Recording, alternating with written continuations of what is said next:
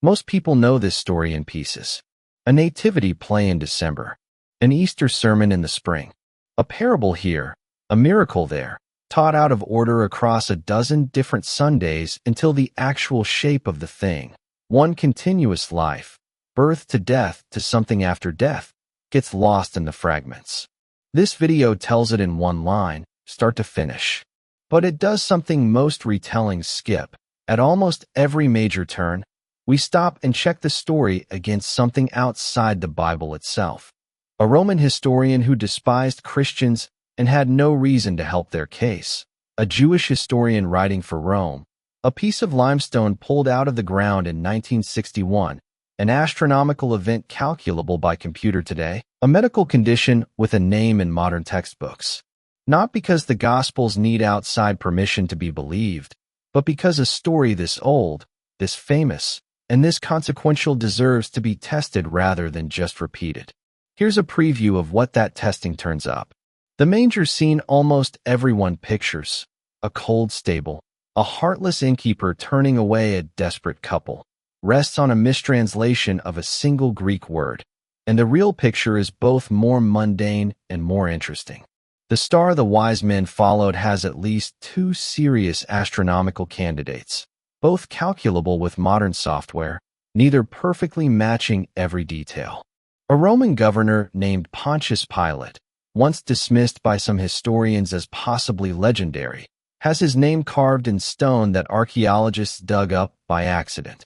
A detail in the Garden of Gethsemane that sounds like exaggerated ancient hyperbole, sweat like drops of blood, turns out to describe a real, rare, documented medical condition. And the detail that many historians consider the single strongest piece of evidence for the empty tomb has nothing to do with theology at all. It has to do with who, in first-century Jewish society, was and wasn't allowed to testify in court. We're also going to be honest about where the record gets genuinely difficult. There's a dating problem in the nativity story that most scholars think Luke simply got wrong, and we're not going to pretend otherwise. There's a real, unresolved medical debate about exactly what killed crucifixion victims. There are alternative explanations for the empty tomb that serious people have proposed, and we'll look at why most historians, including many who aren't Christians, still find them harder to believe than the alternative. That's the shape of what's coming. Birth, hidden years, public ministry, the last week, the crucifixion, and the resurrection, each stage checked against the best outside evidence available, without skipping the parts of the record that are actually complicated. Along the way, we'll also stop at places most retellings never mention at all. A first-century fishing boat pulled out of the mud of a drought-shrunken lake in 1986, a house in a small fishing town that Christians were apparently venerating as a holy site within a generation or two of the events themselves, and a modern scholarly argument, built on nothing more mystical than a database of first-century Jewish names, for why the Gospels read less like later legend and more like testimony from people who were actually there. Before any of that, it's worth answering the most basic question first, because it's not as settled in popular imagination as it should be. Is there any reason, outside the Bible, to think a man named Jesus actually lived and died in first-century Judea at all? The answer is yes, and it comes from two writers who had absolutely no interest in helping Christianity's case. Start with Josephus, a Jewish historian writing for a Roman audience around 93 AD, decades after the events, but well within living memory of people who could have contradicted him.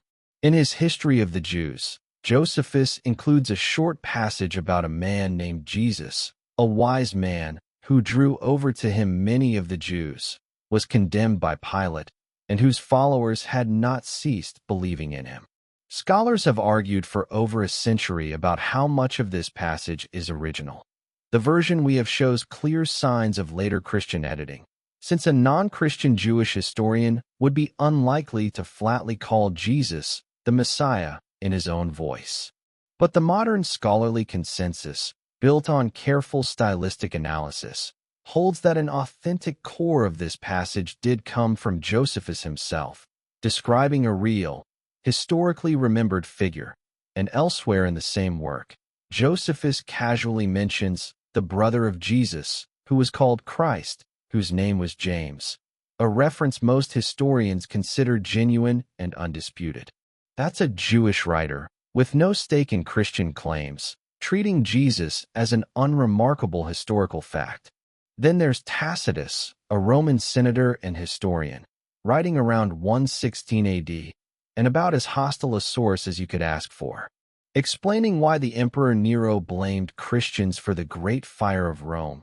Tacitus notes in passing that Christus, from whom the name had its origin, suffered the extreme penalty during the reign of Tiberius at the hands of one of our procurators, Pontius Pilate. Tacitus calls Christianity a mischievous superstition and clearly despises the movement, which makes his casual confirmation of its founder's execution under Pilate more valuable as evidence, not less. A hostile source with no motive to help Christianity's case is, historically speaking, the last person you'd expect to accidentally corroborate its central events. So before a single word of the Gospels, two writers who owed Christianity nothing already place a real man, executed under a real Roman prefect, at the root of a movement that outlived him. That's the floor the rest of this story stands on. Now the birth itself. Luke ties it to a Roman census taken, while Quirinius was governor of Syria. And this is one of the places where honesty requires admitting a real problem. The historical record we have places Quirinius's governorship starting around 6 AD, while Herod the Great, who Matthew says was alive at Jesus' birth, died in 4 BC. That's a gap of roughly a decade, and most critical historians think Luke simply has the date wrong, whether through confusion with a later, more famous census or an error in his sources. A few scholars have proposed harmonizations, an earlier, otherwise unrecorded census, a different translation of the Greek that could mean before rather than during, even the possibility that Quirinius held the post twice. But none of these has become anything close to a consensus fix. It's a genuine wrinkle in the record, and pretending otherwise wouldn't serve anyone. What the wider evidence does support is a birth sometime before 4 BC. Likely in the 6 to 4 BC range, meaning, oddly enough, that on the best available dating, Jesus was almost certainly born a few years before Christ. The star the wise men reportedly followed has drawn serious astronomical attention, precisely because ancient sky events can be calculated backward with total precision. Two candidates come up most often. In 7 BC, Jupiter and Saturn passed unusually close together 3 separate times in the constellation Pisces, a rare triple conjunction that happens roughly once every 8 centuries, and one that Johannes Kepler himself investigated centuries later. A second candidate sits a few years later. In 3 and 2 BC, Jupiter and Venus drew so close together that on one night in June, 2 BC, they would have appeared to the naked eye as a single, brilliant point of light. Both events are real, both are precisely datable with modern software, and both have serious defenders among astronomers who've studied the question, and neither one perfectly matches every detail Matthew records. It remains one of the places where history can narrow the possibilities without settling the question outright. There's also a small pattern worth flagging early, because it resurfaces at the very end of this story in a much bigger way. Luke records that the first people told about this birth, by an angel, are shepherds, working-class night laborers near the very bottom of the social ladder in first-century Judea, not priests, not scholars, not anyone whose testimony would have carried automatic social weight. If a later storyteller had been inventing a birth narrative designed to impress, handing the first announcement to shepherds is an odd choice. It's the same instinct this story returns to later, when the first witnesses to something even bigger turn out to be, once again, people nobody expected to be believed. Then there's the detail nearly every nativity scene gets slightly wrong: the manger. The traditional picture, a desperate couple turned away from a commercial inn, forced into a cold barn out back, rests on the English translation of a Greek word, kataluma, that Luke actually uses. But kataluma isn't Luke's word for a commercial inn. He uses a completely different Greek word, pandokion, elsewhere for that. Kataluma means something closer to guest room, the same word Luke uses later for the upper room, where Jesus eats his Last Supper. The more likely picture, argued at length by the Middle Eastern scholar Kenneth Bailey, is this. Joseph returns to his own ancestral town, where extended family would ordinarily take in a relative, especially one clearly expecting a child. The guest room was simply already full, almost certainly with other relatives who'd traveled in for the same census. So the family was given space in the main room of the house, the lower level, where in a typical village home animals were also kept overnight, and where a stone feeding trough would have been standing ready. Not rejection from a cold, impersonal business. A full house, a family taken in any way, and a berth in the ordinary working space of a relative's home.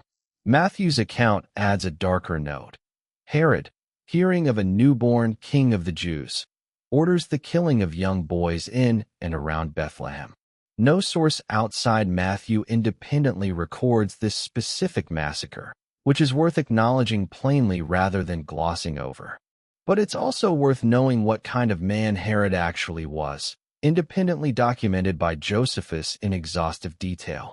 A ruler so consumed by paranoia about rivals to his throne that he had 3 of his own adult sons executed, along with a wife he suspected of plotting against him, prompting the Roman Emperor Augustus to remark, reportedly, that it was safer to be Herod's pig than his son. A localized killing of a handful of infants in a small town, ordered by a dying, paranoid king desperate to eliminate any rumored rival, however horrifying, is entirely consistent with the character Josephus independently describes, even without independent record of this specific act. The family's escape to Egypt and their eventual return, not to Bethlehem, but to Nazareth in the north, used to draw a different kind of skepticism. Some critics doubted first-century Nazareth existed at all, dismissing it as a later invention. Modern excavation has settled that question. Digs at what's now called Nazareth Village have uncovered pottery, agricultural terraces, a spring-fed irrigation system, and house foundations consistent with a small, working Jewish village of the right period. Modest, unremarkable, exactly the kind of overlooked town the Gospels describe, and exactly the kind of place least likely to be invented for dramatic effect. Then the record goes almost entirely silent for close to 3 decades, the so-called hidden years, with only a single recorded incident, a 12-year-old Jesus staying behind in the Jerusalem temple to question the religious teachers there, long enough to worry his parents into turning back to search for him. Whatever else it signals, that one preserved memory of an otherwise unremarkable Galilean childhood is a strange thing for a later legend builder to invent and then never use again for another 18 years of total silence. The record picks back up with a man who, independently of the Gospels, is also confirmed by Josephus. John the Baptist, described in Jewish sources as a popular preacher of moral reform whom Herod Antipas had executed out of fear of his growing following. A separate execution from the one at the center of this story, and one more name from this narrative that Jewish history, not just Christian memory, independently remembers. Jesus comes to John at the Jordan River to be baptized, and all 4 gospel accounts describe a moment at the water where a voice from heaven identifies him, before he's led out into the wilderness for 40 days of fasting and testing, the last quiet moment before 3 years of public life that would end in a Roman execution and, according to hundreds of witnesses, something after it. Before we move into the public ministry, 3 years of teaching, miracles, growing opposition, and a slow turn toward a city that was going to kill him, it's worth pausing for a second. If tracing a story this famous back through actual Roman historians, actual archaeology, and actual astronomical calculation, instead of just retelling the version everyone already half remembers, is something you find valuable, this channel does exactly that regularly. If that's useful to you, subscribing means you won't miss what's coming. And what's coming gets harder to verify with outside sources, simply because Jesus' ministry itself didn't generate the kind of official Roman paperwork a census or a governor's building project would. What we have instead is internal evidence, details inside the gospel accounts themselves that historians weigh differently than a Roman inscription, but that carry real, evidential weight of their own, alongside actual excavated sites. A synagogue, a fisherman's house, a boat pulled out of the mud of a shrinking lake. We'll see how long the ministry likely actually lasted, why the Gospels seem to disagree on that length at first glance, the turning point where Jesus' own inner circle first grasped who he claimed to be, and the strange choice of animal that turned his final entry into Jerusalem into a quiet political statement almost everyone in the crowd would have immediately understood. Then we're heading into the hardest week to reconstruct in the entire story. The week this whole video has been building toward, where the outside evidence gets richer again. A piece of limestone with a Roman prefect's name on it, a documented medical condition, and a detail about Roman execution methods that changes how you picture the entire event. Let's keep going. Here's a detail worth clearing up early, because it trips up a lot of readers moving between Gospels. The Synoptic Gospels, Matthew, Mark, and Luke, read, on a surface reading, like a ministry that could fit inside a single year, built almost entirely around one climactic trip to Jerusalem at the very end. John's Gospel, by contrast, structures its account around multiple separate Passover festivals that Jesus attends in Jerusalem, which, since Passover only happens once a year, implies a ministry stretching across roughly 3 years rather than one. The standard scholarly reconciliation isn't that one gospel is simply wrong. The synoptics are focused tightly on Jesus' Galilean ministry and compress the timeline for narrative reasons, while John, writing later and explicitly supplementing rather than repeating the earlier accounts, fills in the wider frame with the Jerusalem visits the others skip past. Read together rather than separately. The most widely accepted timeline runs close to 3 years, from the baptism at the Jordan to the final Passover in Jerusalem. Jesus begins by calling a strikingly unimpressive founding team, by any ancient standard of prestige, fishermen, a former tax collector working for the occupying Roman system, no scholars, no priests, no one with existing social standing. He makes the fishing town of Capernaum, on the northern shore of the Sea of Galilee, his operating base for most of the ministry, and Capernaum happens to be one of the better excavated sites in this entire story. Archaeologists have uncovered the black basalt foundations of a first-century synagogue directly beneath a later, grander limestone one, matching the Gospel's description of Jesus regularly teaching in the town's synagogue. Nearby, excavators found the remains of an ordinary first-century house, later built over by an octagonal Christian church, its plaster walls covered in graffiti, crosses, and devotional inscriptions dating back centuries. Evidence that early Christians were venerating this specific house as a holy site remarkably early. No inscription proves it belonged to Peter, and that caution is worth stating plainly. But it's the kind of physical, on-the-ground detail that grounds this part of the story in an actual, mapped, excavated town rather than an abstract legend. The lake itself has given up its own physical evidence. In 1986, a severe drought dropped the water level of the Sea of Galilee low enough to expose mud flats that hadn't been visible in centuries, and 2 brothers walking the newly exposed shoreline spotted the outline of an ancient wooden hull. What they'd found was a fishing boat, built from cedar and oak using a first-century construction technique, roughly the size and shape the Gospels describe disciples using to cross the lake and, in one account, to ride out through a sudden storm. Nothing ties this specific boat to Jesus or his disciples by name. That would be an overreach the evidence doesn't support, but it confirms, physically, that boats exactly like the ones described in these stories were genuinely built and used on this exact lake at exactly this time.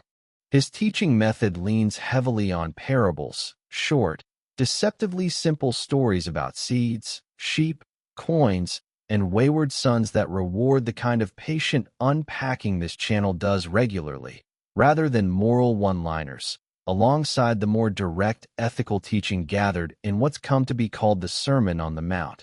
And the miracle accounts scattered across all four Gospels, more than 36 distinct incidents, fall into a small number of recognizable categories: healing physical illness, confronting what the texts describe as spiritual affliction, commanding nature itself, and, on a handful of occasions, reversing death outright. Whatever a modern viewer makes of these accounts, they're not randomly scattered. Several scholars have noted they map remarkably closely onto exactly the categories of brokenness described back in Genesis: sickness, bondage, chaos, scarcity, and death, as though each miracle were a small, deliberate undoing of a much older problem. One of those death reversal accounts is worth pausing on, because of a small detail that bears on how these stories were actually put together. When Jesus raises a man named Lazarus outside Jerusalem, John's Gospel doesn't just record the event. It names Lazarus specifically, names his sisters Martha and Mary specifically, and situates them in a specific, named village. The New Testament scholar Richard Bauckham has built a wider historical argument around exactly this pattern, cross-referencing the personal names that appear throughout the Gospels against an actual catalog of documented first-century Jewish names. He found that the names used track closely with names genuinely popular in Judea and Galilee at the time, not the names popular decades later or in the wider Greek-speaking world where these texts eventually circulated.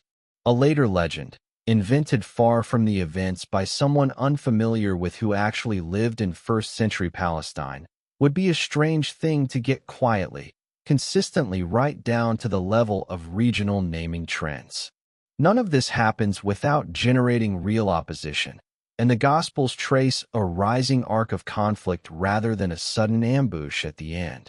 Jesus repeatedly clashes with religious authorities over Sabbath observance, healing on the Sabbath, defending disciples who pick grain to eat while walking through a field on it. Challenges that struck at how those authorities understood faithfulness to the law itself, not minor etiquette disputes.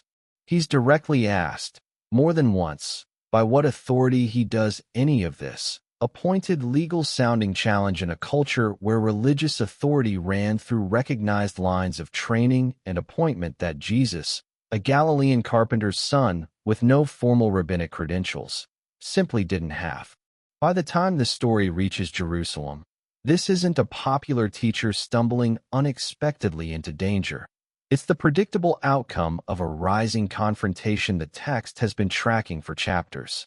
A genuine turning point arrives roughly 2/3 of the way through this timeline. In the region of Caesarea Philippi, a city built around a cave shrine to the Greek god Pan and a temple to Caesar Augustus. About as pointed a backdrop as Jesus could have chosen for the question he asks next. He asks his disciples plainly who people are saying he is, gets a scattered list of guesses: a prophet returned, John the Baptist somehow alive again, and then asks the sharper question, who do you say I am? Peter answers that he is the Christ, the Son of the living God. The first time in the narrative one of the inner circle states this outright rather than merely following. From this point forward, the Gospels describe Jesus beginning to speak plainly, for the first time, about his own coming death in Jerusalem, a shift in tone the disciples visibly struggle to accept. Shortly after, 3 of them, Peter, James, and John, witness what the Gospels call the Transfiguration, Jesus' appearance described as becoming dazzlingly bright on a mountainside, joined by figures identified as Moses and Elijah, representing the law and the prophets, with a voice from a cloud again identifying Jesus directly. Whatever one makes of the account itself, its narrative placement is deliberate, arriving immediately after the first plain prediction of the cross, as if to frame the coming suffering against a brief, deliberate glimpse of something beyond it. From there, the Gospels describe a long, final approach toward Jerusalem, arriving at the last and most politically loaded scene of the public ministry, the entry into the city that Christians now call Palm Sunday. Jesus deliberately chooses to ride in on a young donkey rather than a war horse, a detail every first-century Jewish witness watching would have immediately recognized as a direct visual quotation of the prophet Zechariah, who centuries earlier had described a coming king arriving humble and mounted on a donkey. A king arriving on a war horse announces conquest. A king arriving on a donkey announces peace, and deliberately declining the kind of entrance a political revolutionary would have staged was, in its own quiet way, as loaded a political statement as Jesus ever made in public. Crowds reportedly lay cloaks and palm branches in his path and shout, "Hosanna! Save now!" A plea, not merely a compliment, aimed at a man they clearly hoped was about to do something decisive. Within days, some of that same city's crowd, or people very much like them, would be calling for his execution instead. The final week begins with a meal that itself carries a small dating puzzle worth being honest about. The Synoptic Gospels describe the Last Supper as a Passover meal itself, held on the first night of the festival. John's Gospel, read closely, seems to place Jesus' death on the actual day of preparation for Passover, meaning the meal the night before might have preceded the festival, not been part of it. Scholars have proposed several explanations, including the possibility that different groups in first-century Judea followed slightly different calendars for calculating the festival's start, which would let both gospel timelines be independently accurate to their own communities. It's not a fully settled question, and it's worth saying so plainly rather than forcing an artificial harmony. What isn't disputed is what happened at the meal itself. Jesus takes bread and wine, tells his disciples the bread is his body and the wine his blood of a new covenant, and instructs them to keep doing this in memory of him, instituting, in that single evening, the practice Christian communities would repeat for the next 2,000 years. After the meal, Jesus leads his disciples to a garden called Gethsemane at the base of the Mount of Olives, and this is where one of the strangest sounding details in the entire narrative turns out to have real medical grounding. Luke's account, and Luke was, by tradition, a physician, describes Jesus in such anguish over what's coming that his sweat became like drops of blood falling down to the ground. For centuries, this line got treated as poetic exaggeration. It isn't. Hematidrosis, sweating blood, is a documented, if extremely rare, medical condition triggered by exactly the kind of extreme psychological stress and fear of imminent death the scene describes. The tiny blood vessels feeding the sweat glands constrict and then rupture under acute anxiety, mixing blood directly into the sweat as it reaches the skin. It's rare enough that most physicians will never see a case in an entire career, but it is a real, catalog phenomenon, not an invented flourish, and its appearance here lines up with a level of physiological detail that a later legend builder had no real reason to invent, let alone get medically accurate by accident. While Jesus prays, one of his own 12 closest followers, Judas Iscariot, arrives with an armed group sent by the religious authorities, identifying Jesus with a kiss for a payment the Gospels place at 30 pieces of silver, a number that directly echoes a specific line in the prophet Zechariah about the price at which a shepherd's worth gets callously calculated. Jesus is arrested and taken, that same night, before the Sanhedrin, the Jewish religious council, and the proceedings described raise real legal irregularities by the Judaism of that era's own standards. A capital case conducted at night, moving to a verdict without the normal delay Jewish legal custom required for capital charges, built substantially on testimony the text itself describes as inconsistent. Whatever else it was, it does not read like a careful, by-the-book legal process, even judged by its own community's rules. Luke's account adds one more stop most retellings skip. Pilate, on learning Jesus is Galilean, briefly sends him to Herod Antipas, the same ruler who had already executed John the Baptist and who happened to be in Jerusalem for the festival, apparently hoping to offload the decision onto someone else's jurisdiction entirely. Herod questions him, gets no response, mocks him, and sends him back to Pilate unresolved, a detail that adds little to the theology of the story, but fits precisely with how Roman provincial administration actually handled jurisdictional overlap between a Roman prefect and a local client king. From there, Jesus is handed to the Roman governor, Pontius Pilate, and it's worth pausing on Pilate himself for a moment, because for a long stretch of the 20th century, some historians treated him as a figure of uncertain historicity, known mainly through Christian and Jewish religious texts with an obvious interest in the story. That changed in the summer of 1961, when archaeologists excavating a Roman theater at Caesarea Maritima uncovered a damaged limestone block bearing part of a dedicatory inscription, including the words Pontius Pilate and his title, Prefect of Judea. It's a fragment, clearly repurposed from an earlier building, but it's a genuine first-century inscription, contemporary with Pilate's actual term of office, confirming beyond any religious source that a Roman official by exactly that name held exactly that post at exactly the right time.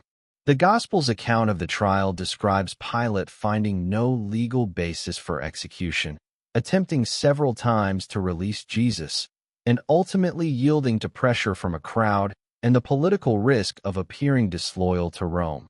A portrait consistent with what other historical sources say about Pilate, a governor primarily concerned with avoiding trouble that might reach the emperor's attention.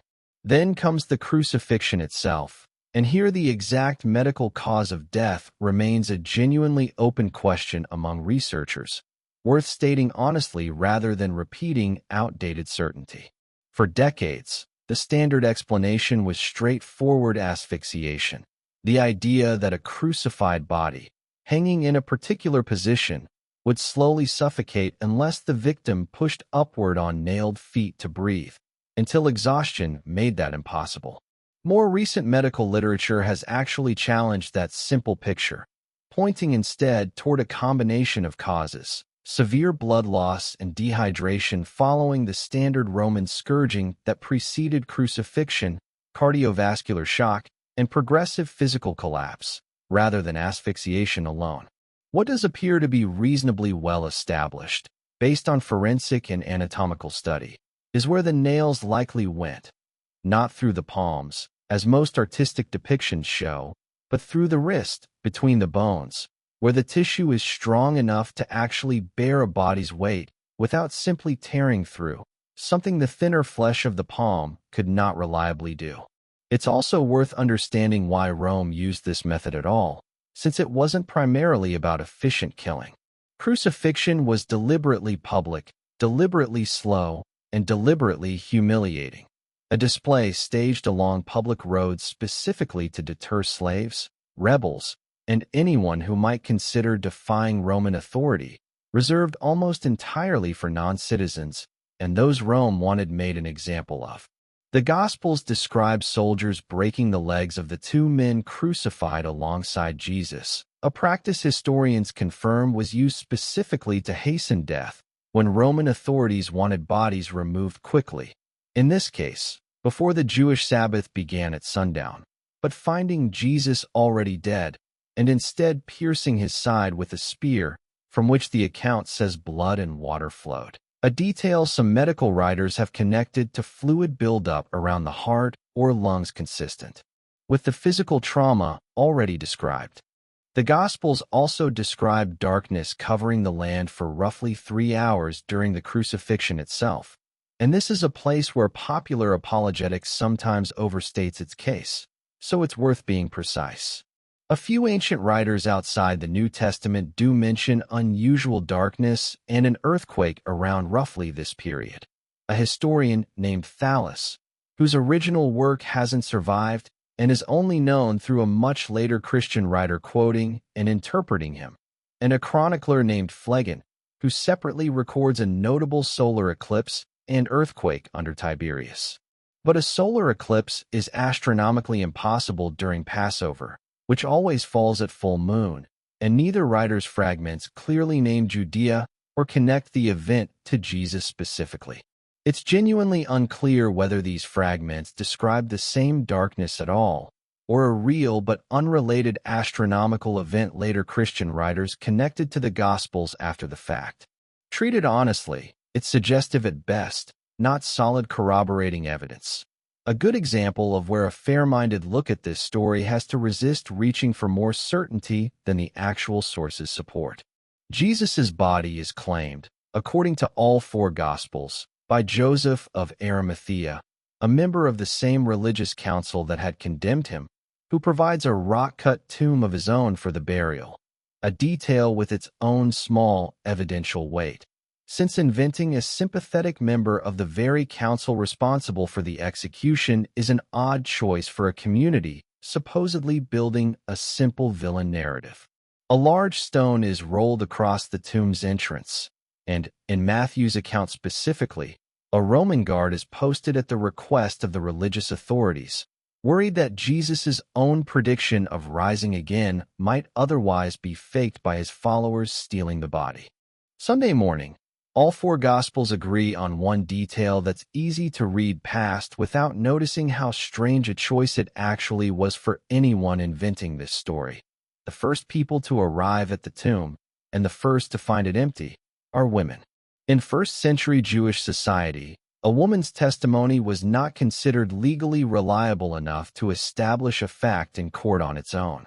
If this story had been invented from scratch by people trying to build the most persuasive possible case for a resurrection, putting women at the center of the discovery as the primary witnesses is close to the last narrative choice a first-century author would make on purpose.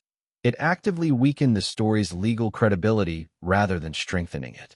That's exactly why so many historians, including a good number who don't accept the resurrection itself, treat the detail as most likely historical. It's the kind of small, awkward, unhelpful fact that a fabricated legend would have quietly edited out, not preserved. That observation sits inside a wider approach some scholars use to evaluate the resurrection specifically, often called the minimal facts approach. Rather than asking whether every detail across all four Gospels can be perfectly harmonized, it isolates only the handful of claims that nearly the entire range of relevant scholars accept, skeptical, secular, and religious alike, because each is independently well attested. On that narrow list, Jesus was executed by crucifixion under Pilate. His tomb, whatever one makes of what emptied it, was found empty very soon afterward, and his own followers, including some who had been skeptical, came to sincerely believe, at real personal cost, that they had encountered him alive again. What divides historians isn't really whether those three things happened. It's what best explains all three together. Alternative explanations have been proposed for a long time, and they deserve a fair, brief hearing rather than a dismissal. Some have suggested Jesus never actually died on the cross and later revived in the tomb, a theory that struggles against everything known about Roman execution procedure and the deliberate, professional confirmation of death described in the account. Others have proposed the body was simply stolen, either by the disciples themselves or by opponents, though it's difficult to explain why grieving, frightened followers who initially scattered would risk execution for a fraud they knew was false, or why hostile authorities who wanted the story stopped would remove the one piece of evidence, a produced body, that could have ended it instantly. Still others propose the appearances were group hallucinations, though psychologists generally treat hallucinations as intensely personal experiences, not something reliably shared identically by large groups on multiple separate occasions, as the accounts describe. None of these theories has become a consensus replacement. That's simply an honest description of where the ongoing scholarly argument actually sits, not a demand that a skeptical viewer must be persuaded by it. Whatever conclusion a person ultimately draws, the outline of the whole journey is now sitting in front of you as one continuous line rather than a set of disconnected holiday fragments. A birth in an ordinary family home rather than a cold rejection, backed by a real, if imperfect, astronomical marker. 3 years of teaching and contested miracles building toward a moment at Caesarea Philippi where the question of who this man actually was got asked out loud for the first time, a final week. Reconstructed against a real Roman governor's name carved in stone, a real documented medical condition in a garden, and a real, still debated mechanism of death on a cross. And an ending built on the one detail even skeptical historians tend to find hardest to simply wave away. If tracing a story this familiar back through the actual historical record, instead of the version everyone already half remembers from a dozen disconnected Sundays, is something you want more of, subscribe. And tell me in the comments which single piece of outside evidence in this video surprised you the most. Thanks for watching.